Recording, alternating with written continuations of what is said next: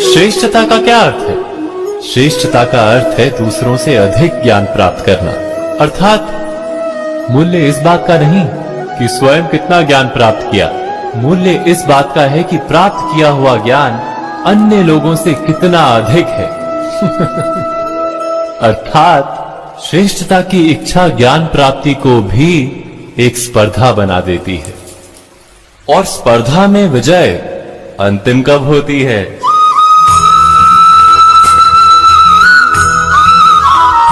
कुछ समय के लिए तो श्रेष्ठ बना जा सकता है, किंतु सदा के लिए कोई श्रेष्ठ नहीं रह पाता।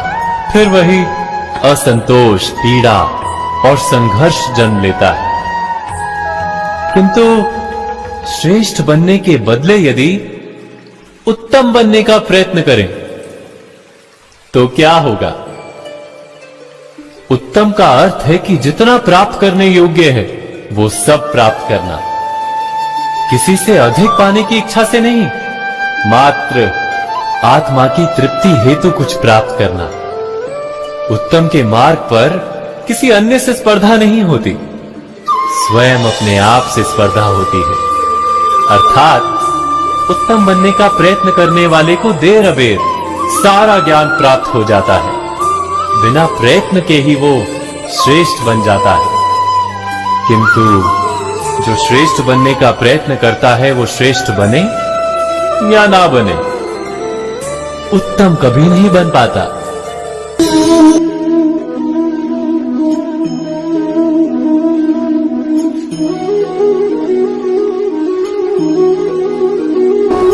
सपनों और पूर्वाभासों के आधार पर हम भविष्य के सुख दुख की कल्पना करते हैं। भविष्य के दुख का कारण दूर करने के लिए हम आज योजना बनाते हैं। किंतु कल के संकट को आज निर्मूल करने से हमें लाभ मिलता है या हानि पहुंचती है, ये प्रश्न हम कभी नहीं करते। सत्य तो ये है कि संकट और उसका निवारण साथ जन से, व्यक्ति के लिए भी और सृष्टि के लिए भी। नहीं, आप अपने भूतकाल का स्मरण कीजिए, इतिहास को देखिए, आप तुरंत ही ये जान पाएंगे कि जब जब संकट आता है तब तब उसका निवारण करने वाली शक्ति भी जन्म लेती है। यही तो जगत का चलन है। वस्तुतः संकट ही शक्ति के जन्म का कारण है। प्रत्येक व्यक्ति जब संकट से निकलता है तो एक पद आगे बढ़ा होता है, अधिक चमकता है, आत्मविश्वास से अधिक भरा होता है, न केवल अपने लिए अपितु विश्व के लिए भी। क्या ये सत्य नहीं? वास्तव में संकट का जन्म है एक अवसर का जन्म, अपने आप को बदलने का, अपने विचारों को ऊंचाई पर करने का अवसर, अपनी आत्मा को बलवान और ज्ञान मंडित बनाने का अवसर।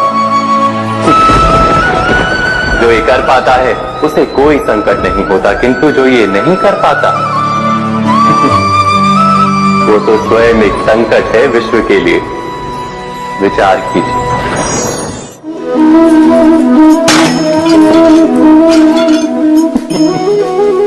स्वयं विचार कीजिए।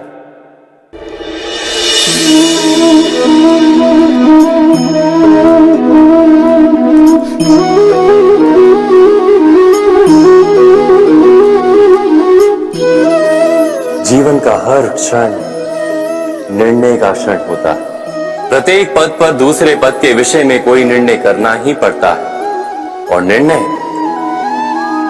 निर्णय अपना प्रभाव छोड़ जाता है। आज किए गए निर्णय भविष्य में सुख अथवा दुख निर्मित करते हैं, ना केवल अपने लिए, अपने परिवार के लिए भी, आने वाली पीढ़ियों के लिए भी। जब कोई दुविधा सामने आती है तो मन व्याकुल हो जाता है, अनिश्चय से भर जाता है। निर्णय का वो क्षण युद्ध बन जाता है और मन बन जाता है युद्ध भूमि। अधिकतर निर्णय हम दुविधा का उपाय करने के लिए नहीं, केवल मन को शांत करने के लिए लेते हैं। पर क्या कोई दौड़ते हुए भोजन कर सकता है? नहीं। तो क्या युद्ध से जूझता हुआ मन कोई योग्य निर्णय ले पाएगा?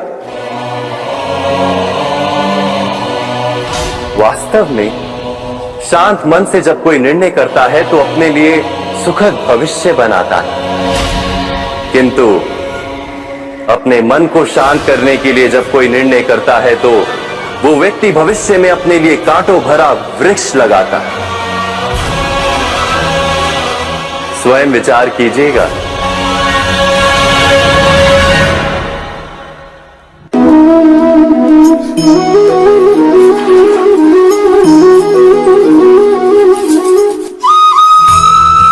जीवन में आने वाले संघर्षों के लिए जब मनुष्य स्वयं को योग्य नहीं मानता, जब उसे अपने ही बल पर विश्वास नहीं रहता, तब वो सद्गुणों को त्याग कर दुर्गुणों को अपनाता है।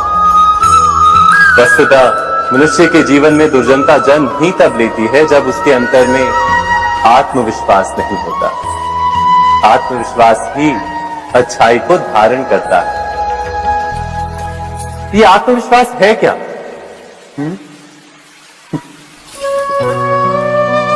जब मनुष्य ये मानता है कि जीवन का संघर्ष उसे दुर्बल बनाता है, तो उसे अपने ऊपर विश्वास नहीं रहता। वो संघर्ष के पार जाने के बदले संघर्ष से छूटने के उपाय ढूंढने लगता है।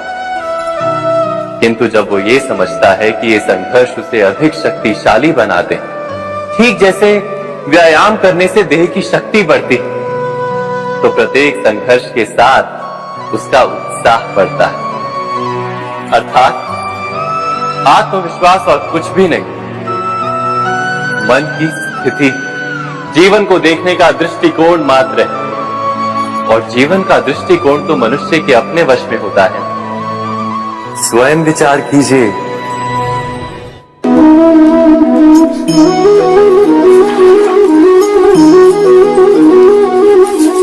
पिता सदा ही अपने संतान के सुख की कामना करते हैं, उनके भविष्य की चिंता करते रहते हैं।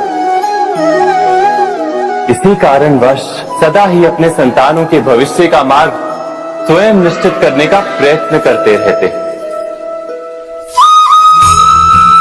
जिस मार्ग पर पिता स्वयं चला है, जिस मार्ग के कंकर पत्थर को स्वयं देखा है, मार्ग की छाया, मार्ग की धूप को स्वयं जाना है, उसी मार्ग पर उसका पुत्र भी चले, यही इच्छा रहती है हर पिता की। निस्संदेह उत्तम भावना है ये, किंतु 3 प्रश्नों के ऊपर विचार करना हम भूल ही जाते हैं।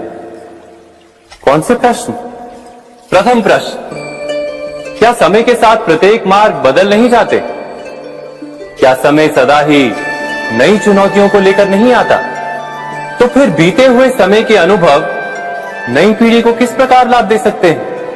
दूसरा प्रश्न, क्या प्रत्येक संतान अपने माता पिता की छवि होता है? हाँ, संतानों को संस्कार तो अवश्य माता पिता देते हैं, किंतु भीतर की क्षमता तो ईश्वर देते हैं।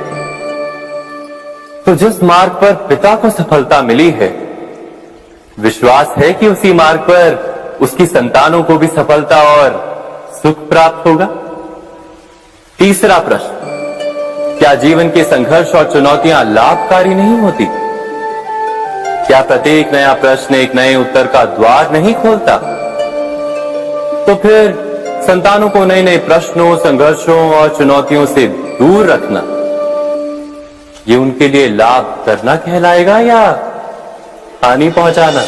अर्थात जिस प्रकार संतान के भविष्य का निर्माण करने के बदले उसके चरित्र का निर्माण करना श्रेष्ठ है, वैसे संतानों के जीवन का मार्ग निश्चित करने के बदले उन्हें नए संघर्षों के साथ जूझने के लिए मनोबल व ज्ञान देना अधिक लाभदायक नहीं होगा? स्वयं विचार कीजिए। मनुष्य की सबसे बड़ी दुर्बलता क्या होती है? सोचिए। धन, प्रेम, अहंकार। मनुष्य की सबसे बड़ी दुर्बलता होती है उसके रहस्य।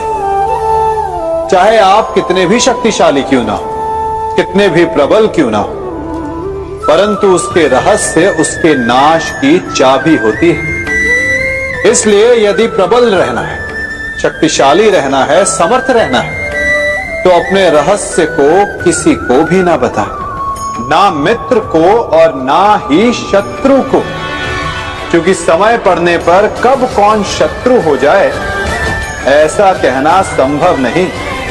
विभीषण को रावण के अमृत कुंड का ज्ञात था, इसीलिए प्रभु श्री राम रावण का वध करने में सफल हो सके। इसलिए उचित यही है कि आप अपने रहस्य को स्वयं तक ही सीमित रखें। मनुष्य जीवन की परीक्षा में सफल होने के लिए क्या नहीं करता? वो परिश्रम करता है, दौड़ भाग करता है, और ये सब करने के पश्चात भी जब उसका काम नहीं बनता तो वो नकल करता है ना? तनिक लौटिए अपने बचपन में, स्मरण कीजिए अपने बचपन की स्मृतियों का। क्या स्मरण हुआ? विद्यालय में जब आप परीक्षा देने जाते थे तो क्या होता था? आप ना सही, परंतु कोई ना कोई सफलता पाने के लिए नकल करता ही था और उत्तीर्ण भी हो जाता था, है ना? परंतु जीवन की परीक्षा ऐसी नहीं होती। नकल करने वाला सफल नहीं होता। कारण विद्यालय में सबके प्रश्न पत्र एक होते थे, परंतु जीवन के प्रश्न पत्र और उनकी कठिनाई सबके लिए भिन्न होती, तो निश्चित रूप से उनके उत्तर भी भिन्न होंगे ना। इसलिए यदि आपको जीवन में सफलता पानी है तो नकल ना कीजिए, स्वयं के प्रश्नों का उत्तर स्वयं ढूंढिए और सफलता आपकी ही होगी। मनुष्य का जीवन हार और जीत, विजय और पराजय, सफलता और असफलता के मध्य झूलता रहता है।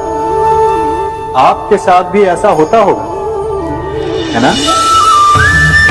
जब आप सफल होते हैं, किसी चुनौती पर विजय पाते हैं, तो मन प्रसन्नता से आनंद के उपवन में झूमने लगता है, और जब आप असफल होते हैं तब मन दुख और पीड़ा के सागर में डूबने लगता है। परंतु वास्तव में सफलता और असफलता है क्या? तनिक ध्यान से सोचिए। ये केवल हमारी मनोस्थिति मात्र है। हमारी पराजय तब नहीं होती जब हमारा शत्रु विजय प्राप्त कर ले।